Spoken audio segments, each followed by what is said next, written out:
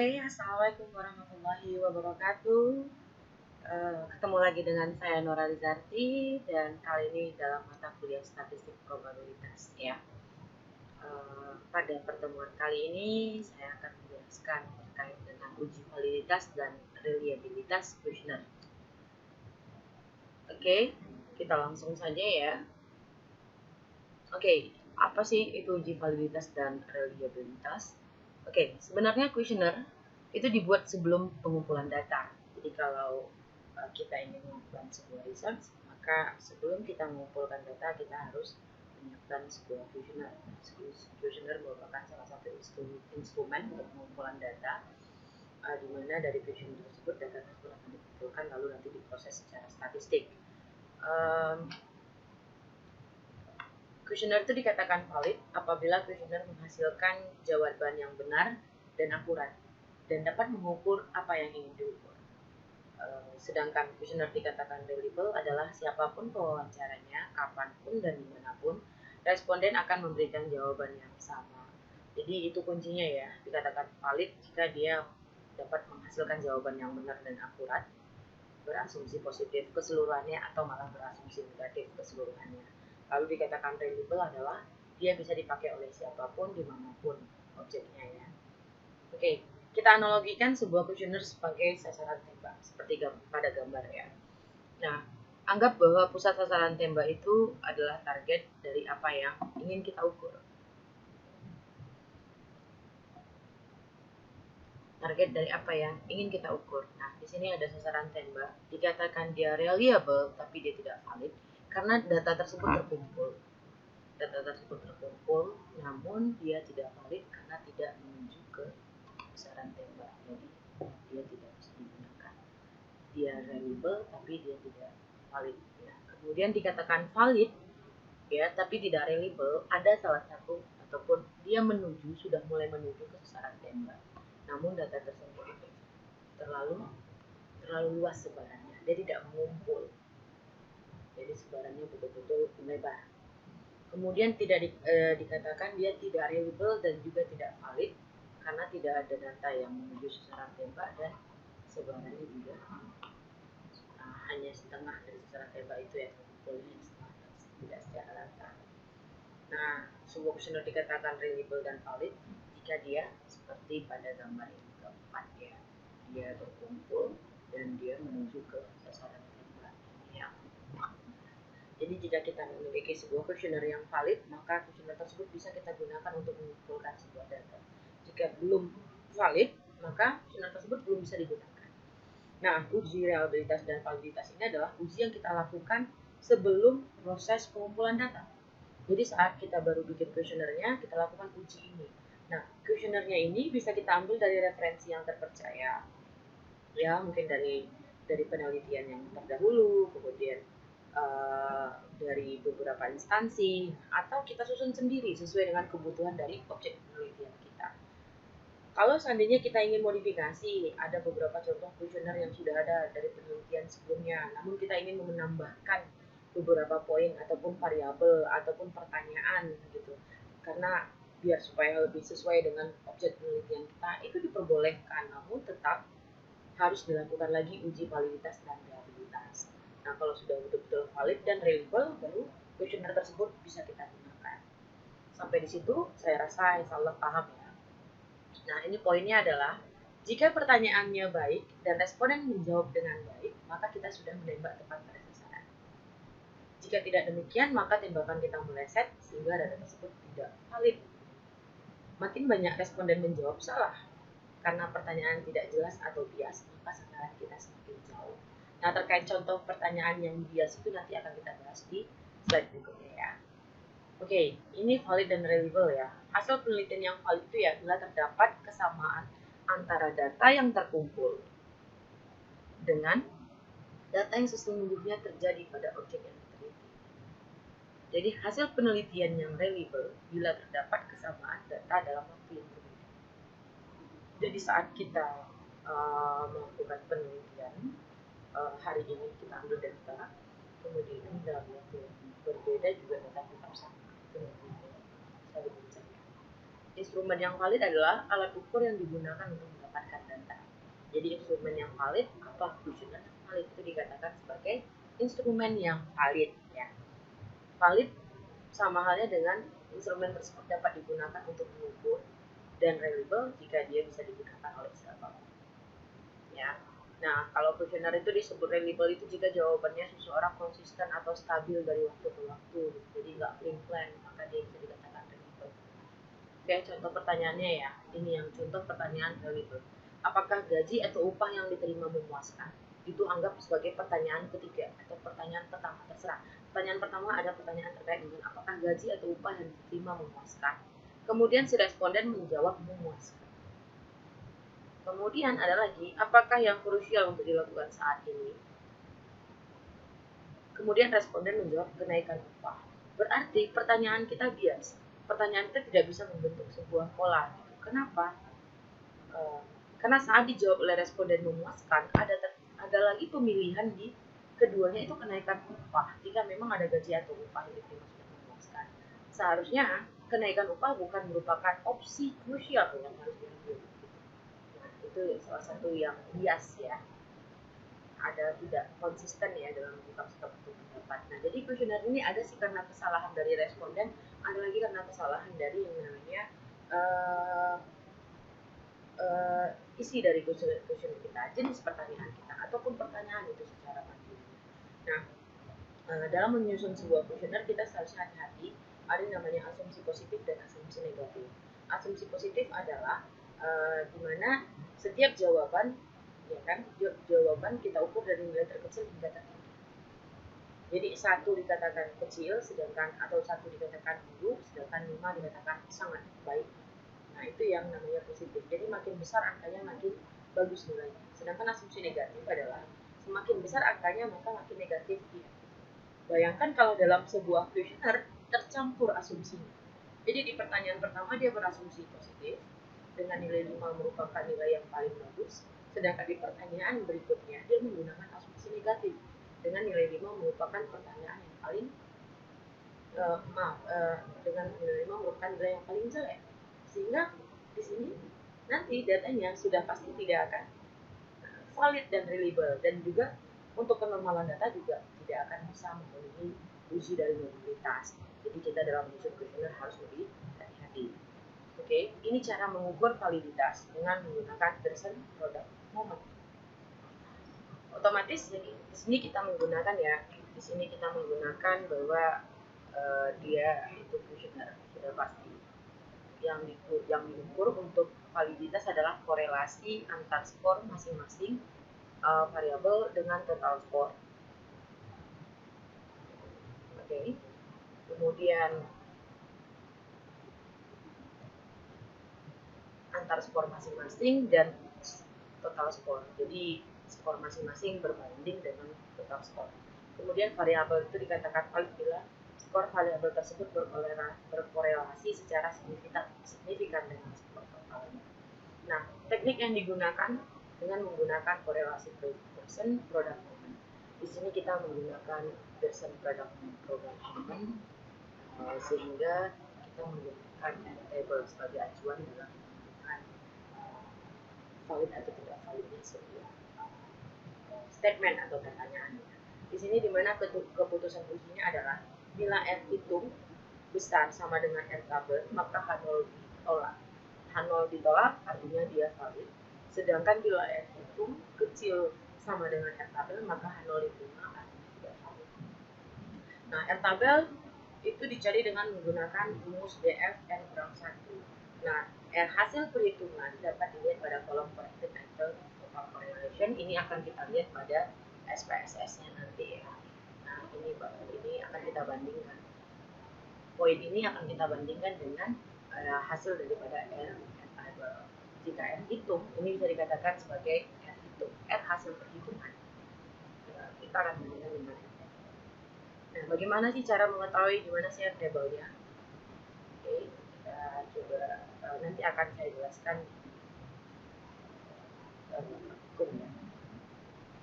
Ini merupakan cara mengukur reliabilitas ya. Pertanyaan dikatakan reliable bila jawaban seseorang terhadap pertanyaan adalah konsisten atau stabil. Pengukuran dapat dilakukan dengan dua cara. Pertama dengan repeat result atau ukur ulang. Yang kedua dengan one shot atau diukur sekali saja dan hasilnya menentukan. Dalam uji reliabilitas, nilai R hasil adalah nilai alfa. Nah, bila R alfa besar dari R table, maka pertanyaan. Hal ini juga nanti ya terkait dengan nilai alfa, kemudian R table-nya apa, itu akan langsung di beberapa pusing. Oke. Kenapa sih item-item ataupun pertanyaan-pertanyaan tersebut susah? Pertama, kurangnya validitas, itu kesalahan pemahaman verbal, analogi, dan lain-lain yang dilakukan oleh si pembuat kuesioner sehingga akan memiliki bias atau adanya kesalahan dari si responden. Makanya responden ini juga memiliki makna yang sangat krusial di dalam sebuah penelitian. Jadi saat kita memilih responden juga jangan sembarangan, harus sesuai dengan tujuan penelitian kita dengan subjek penelitian kita. Kemudian minimalnya gitu 30 untuk penelitian yang bersifat sosial, kemudian nanti penelitian yang vital lagi itu respondennya misalnya dihitung dengan beberapa teknik ya, salah satunya mungkin dengan teknik Slovenia ya, itu dapat digunakan rumus untuk menghitung responden sampel dari beberapa dari misalnya dari sebuah populasi kita bisa gunakan teknik Slovenia untuk menghitung berapa sih sebenarnya sampel yang harusnya diambil.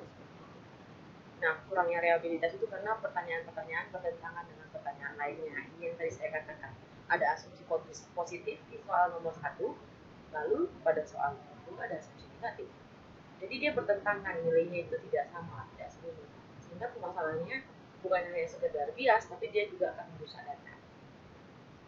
Ini kurang baiknya susunan kata-kata atau isi kalimat sehingga bisa menimbulkan penafsiran yang berbeda atau bisa kita dengan bias. Ini merupakan contoh uji instrumen dan validitas. Oke. Nah, di sini ada pertanyaan. Saya percaya bahwa ASI paling cocok untuk bayi, tidak menyebabkan alergi. Nah, SS ini merupakan nilai terendah ya. Atau maaf, di sini SS itu merupakan nilai tertinggi, sangat setuju. Lalu setuju, TS tidak setuju, dan STS sangat tidak setuju.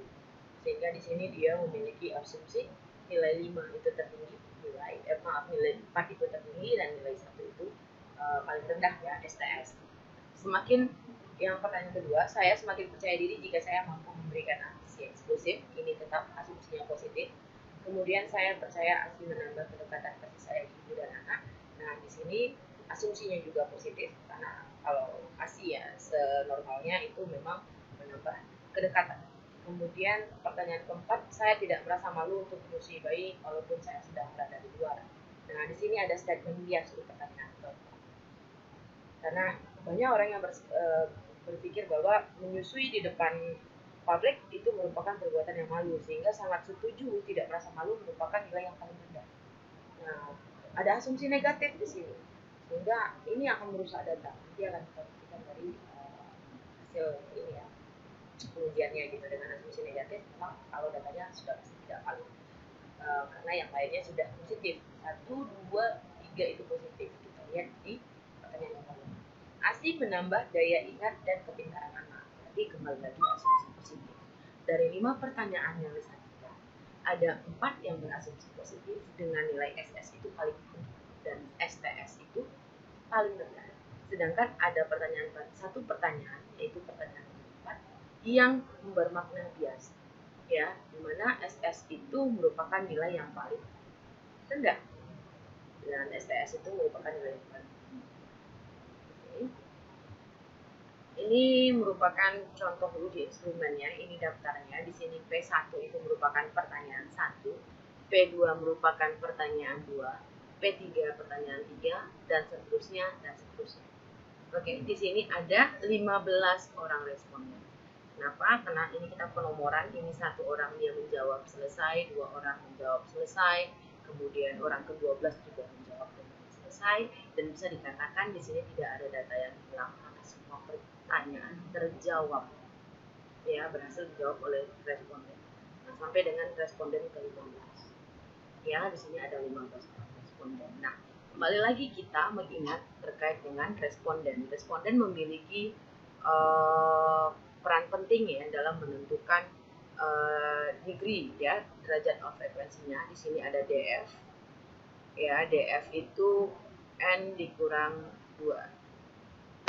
Nah, N dikurang 2. Di sini kita memiliki 15 orang responden, dikurang 2 sehingga 15 kurang 2 sama dengan 13. Kita harus ingat bahwa nilai DF-nya adalah 13. Simple sekali. Ada 13 karena responden kita berjumlah 15 orang. Oke. Kemudian ini merupakan R tabel ya. Pearson Product Union menghasilkan sebuah R tabel di mana di sini ada daftar, lihat di sini ada DF ya. Di sini ada DF 1 sampai dengan 30. Nah, ini sudah mulai 1 ya, 1 2 3 ini beruntun ya. Kemudian di 30 ini sudah pakai scale berjarak 5, di sini berjarak 10, di sini malah lebih tinggi jaraknya. Nah, ini jumlah responden dikurangi 2. Ini dia DF. Tadi kita memiliki nilai DF adalah 13. Sehingga R tabel yang kita gunakan adalah 0,514 untuk alfa 5%. Taraf signifikannya 5%, kita gunakan 0,514. Kita gunakan yang di sini dengan nilai taraf signifikan kita gunakan 5%, sehingga nilai yang digunakan untuk membaca tabel nanti membandingkan R tabel dan R hitung adalah 0,514. Oke, itu terkait dengan teorinya ya. Sedangkan untuk realitas kita nanti akan melihat nilai alfanya dibandingkan dengan konteks alfa. Oke, kita masuk ke latihan. Ini ada latihan ya, sebelumnya akan lebih dijelaskan di bagian modul supaya lebih mengerti.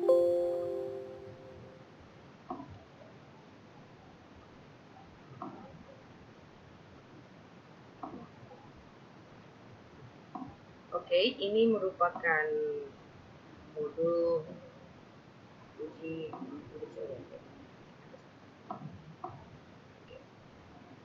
Ini merupakan modul praktikum. Ini soal yang tadi. Ya, semakin percaya diri jika mampu memberikan hasil eksklusif. Saya percaya ini pertanyaannya, kemudian hasil pengukuran dan respondennya adalah seperti slide tadi ya.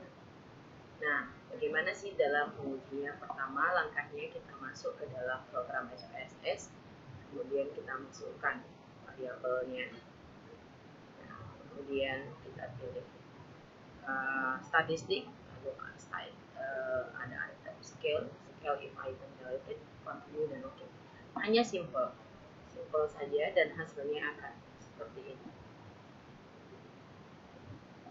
Oke, nilai R tabel. Jumlah data pada tabel tersebut berjumlah 15, maka nilai R tabel dihitung dengan degree of freedom-nya dengan N kurang 2, 15 kurang 2 sama dengan 13, dengan tingkat pemaknaan ya, derajat signifikansinya 5%, maka diperoleh nilai R tabel adalah 0,514 ya. Nah, ini merupakan hasil dari statistiknya. Di sini kita akan membandingkan poin yang ini saja, ya, poin yang corrected item total correlation saja. Dan ingat di depan koma ini ada 0. Nah, pada IBM SPSS memang langsung koma 86. Nah, sebenarnya ini ada 0 nih. Nanti pada tabel tabulasi 0-nya harus dituliskan. Seperti itu. Ini yang kita fokuskan melihat. Ini yang akan dibandingkan dengan R table. Contoh 0,86 itu apakah lebih besar daripada 0,514? Besar, berarti A0-nya ditolak dan pertanyaan valid. Kemudian 0,570 lebih besar dari 0,514. 0,514 kembali lagi saya ingatkan kita dapat dari R table ya. 0,514 maka A0-nya ditolak, dia valid. Kemudian 0,607 lebih besar dari 0,514, valid lagi, dan yang tadi yang kita anggap bias ternyata benar. 0,459 itu kecil dari 0,514, sehingga pertanyaan tadi tidak valid atau H0-nya diterima. pertanyaan kelima tadi kan asumsinya positif ya, 0,32 kita bandingkan dengan 0,4 ternyata lebih besar 0,32 sehingga pertanyaan valid. Nah, dari 5 pertanyaan ada satu pertanyaan yang tidak valid. Nah, bagaimana sih caranya kalau dia tidak valid? Pertanyaan yang tidak valid ini dibuang saja gitu, dibuang dan dilakukan uji ulang sampai dengan seluruh pertanyaan ini selain yang sudah dibuang itu valid ya. Ini merupakan kesimpulannya. Sedangkan yang untuk ini merupakan tabulasi ya, tabulasi kita pindahkan seperti ini. Jadi cara membuatnya bagaimana? Tidak boleh hasil tabel statistik seperti ini SPSS ini langsung disalin ke lembar kita gitu. Harus kita lakukan tabulasi dulu. Seperti ini kita berikan nomor, kemudian ada variabelnya apa saja atau pertanyaannya apa saja boleh. Kemudian kita gunakan hitungnya berapa, menyalin dari tabel. Kemudian kita akan tabelnya juga tadi sudah kita tentukan. Masukkan lalu. Oke. Nah, untuk uji reliabilitas itu gampang. Setelah pertanyaannya valid baru dilihat nilai conspect alfanya. Kalau dia lebih besar dari 0,6. Oke, langsung aja ya ke praktikumnya biar ini biar makin jelas ya. Oke, kita langsung masuk ke modul praktikum. Kita akan melakukan pengujian validitas dan reliabilitas dengan menggunakan instrumen di bawah ini dengan nilainya seperti ini. Ya, ini merupakan inputannya. Di sini ada 15 orang responden dan 5 pertanyaan. Kita langsung saja ke modul praktikum. Langsung masuk ke IBM SPSS-nya. Ya, kita coba kan tadi yang sudah kita bahas kan modul praktikumnya nih. Kita coba kan. Di sini dia ada variabel dan data view. Data view-nya ini belum kita inputkan. Karena dia nanti otomatis akan buat sebuah variabel. Kita dia minta dideklarasikan dulu nih. Ya, oke kita deklarasikan dulu. Misalnya kita ingin membuat variabel P1. Ya, kemudian P2, P3, P4, P5. Nah, P1, P2, P3, P4, P5 ini merupakan variabel yang harusnya kita sendirikan atau pertanyaannya. Jadi pertanyaan 1, pertanyaan 2, pertanyaan 3, pertanyaan 4, dan pertanyaan 5. Nah, ini inputannya ada 15 orang responden. Sehingga di sini karena inputannya itu dalam bentuk angka, maka tipe datanya kita pilih numerik, bukan string ya, numerik. Oke, di sini kita bisa setting desimalnya itu adalah 0. Karena inputan tadi kan tidak ada berkoma ya. Nah, begitu juga selanjutnya ini juga numerik, numerik, numerik, dan numerik. Ini nilai. Dia memiliki nilai. Jadi kita bisa tambah saja. Desimalnya menjadi dua ya. Nah, labelnya kita bisa kasih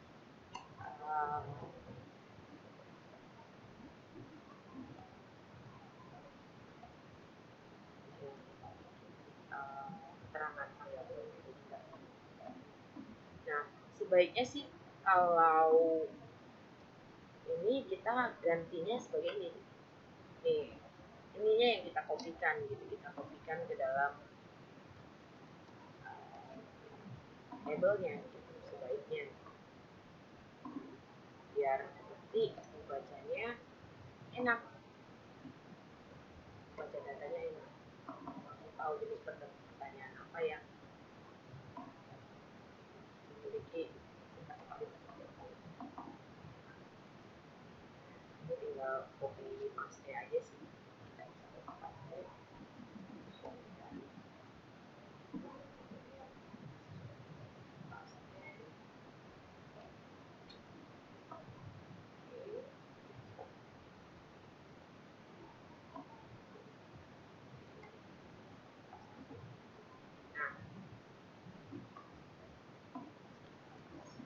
Oke, nah dia tidak memiliki value. Kenapa tidak memiliki value? Karena sifatnya dia tidak kategorik. dia variabel ini tidak kategorik, tidak ada pemilihan. Kategorik itu seperti apa? Seperti contohnya jenis kelamin, satu untuk laki-laki, dua untuk perempuan, ya. Lalu ada lagi kayak tingkat pendidikan, SD, SMP, SMA. Nah, itu kan bisa kita berikan value. Karena dia tidak memiliki value, jadi kita biarkan non saja. Missing, inputan tadi tidak ada data yang missing, ya, datanya tidak ada yang missing, inputannya semuanya terisi, sehingga kita nonkan. Lalu ini yang penting, result. Jika dia dalam bentuk numerik, maka measurementnya kita setel scale. Kalau dia nominal itu string, misalnya nama itu nominal, kemudian alamat itu nominal. Lalu ordinal itu seperti jenis kelamin, ya, yang kategori itu bisa kita hitung, kita role-nya dia sebagai inputan. Oke, sudah selesai di sini variabelnya, sudah selesai semua, maka kita bisa melihat kita tadi ini sudah ada 5 variabel dan kita nantinya akan inputkan di 15 ya, 15 responden. Nah, yang diinputkan adalah nilai-nilai yang di sini, ya, nilai-nilai yang di sini ini yang diinputkan. Coba kita copy ya,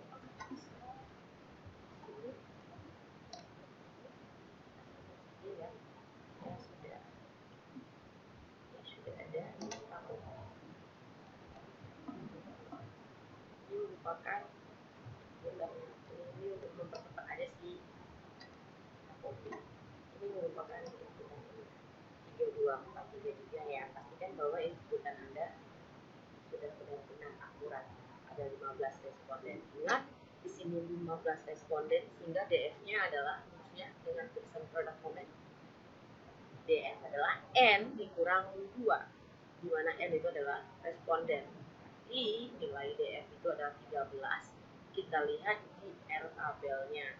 R tabelnya yang 13 dengan kealfaan 5% adalah 0, maaf ini 13 ya, 0,514.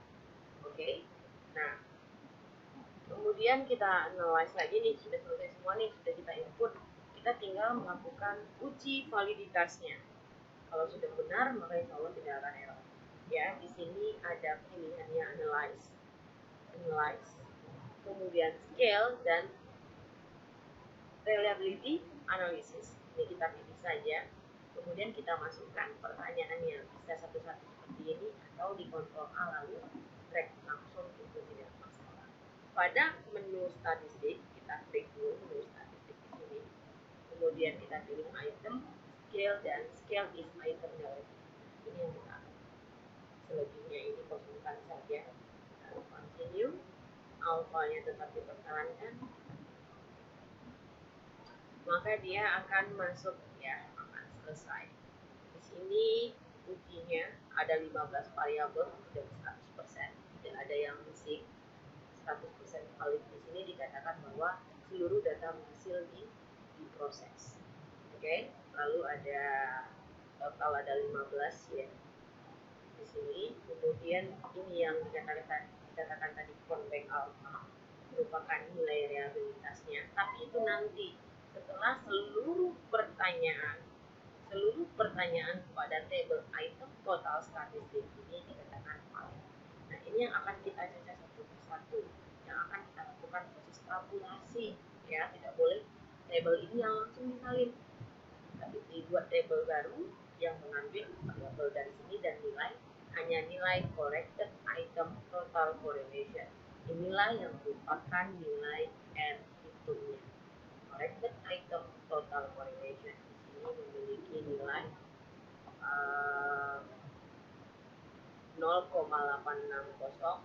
Ingat ya, di depan ini ada nolnya nih, 0,860, 0,570, 0,607, 0,459, dan 0,422. Nah, dari sini kita bisa membandingkan ya dia dengan 0,514. Apa itu 0,514? 0,514 itu adalah lihat tabelnya ya. Oke. R table-nya 0,51. R table-nya dn dikurang 2. dn sama dengan n 2 sama dengan 13. Taraf alfanya 5%, maka 0,5. Kita bandingkan dengan hasil di R hitung atau corrected item total correlation, di mana nilai 0,86 lebih besar daripada 0,54, valid. 0,57 lebih besar dari 0,54, valid.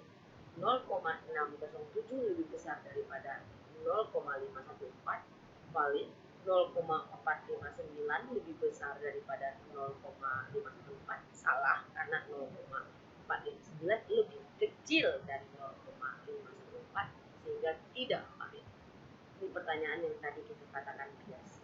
Lalu ada 0,822 lebih besar dari 0,514.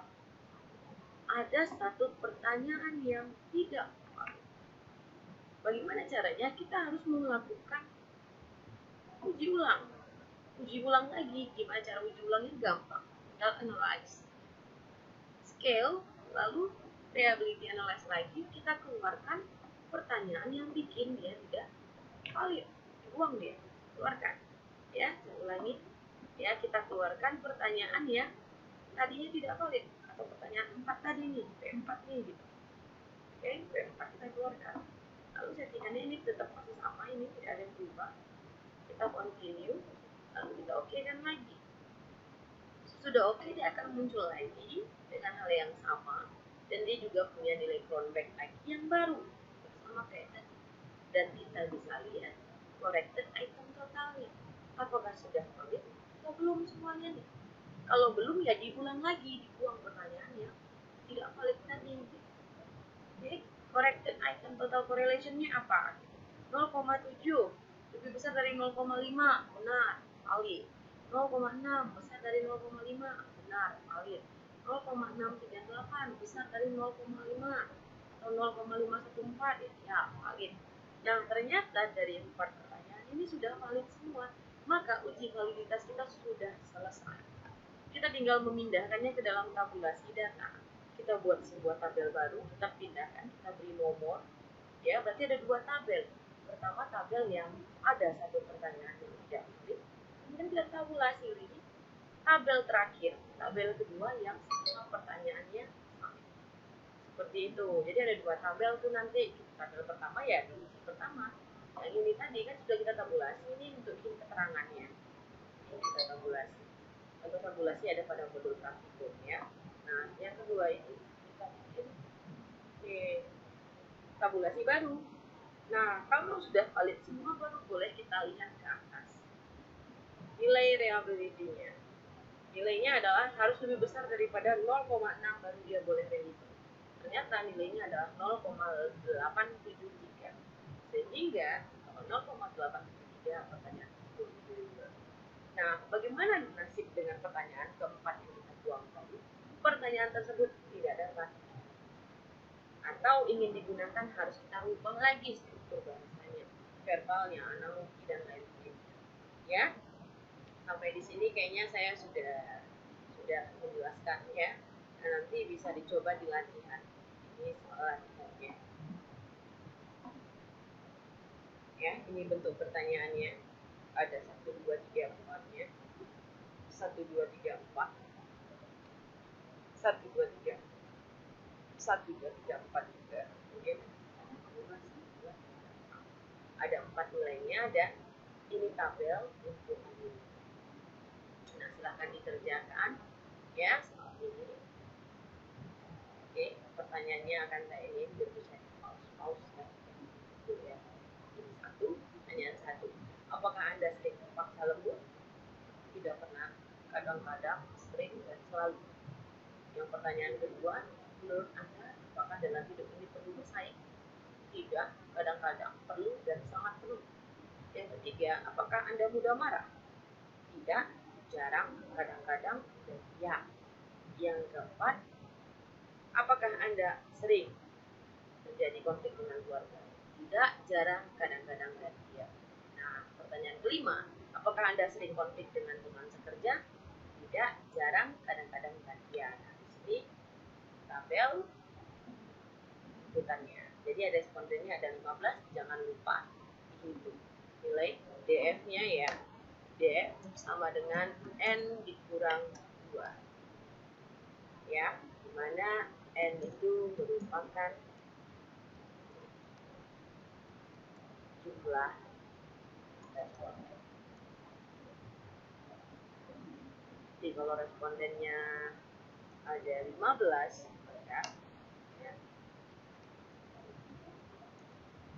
maka DF-nya 15 dikurang 2 sama dengan 13. Nah, nilai ini yang harus kita lihat ya, level sehingga nanti kita menemukan nilai F-nya. Oke kelas, sepertinya dari saya sekian ya. Mohon maaf bila ada kekurangan. Jika ada pertanyaan terkait dengan uji validitas dan reliabilitas, jangan sungkan-sungkan untuk bertanya di kolom komentar atau melalui personal WhatsApp saya, nggak masalah. Tetap semangat ya, tetap semangat belajarnya. Insya Allah ada materi lagi ini sebelum kita melaksanakan UTS ya, ada uji formalitas. Oke kelas, Assalamualaikum warahmatullahi wabarakatuh. Saya akhiri. Selamat sore.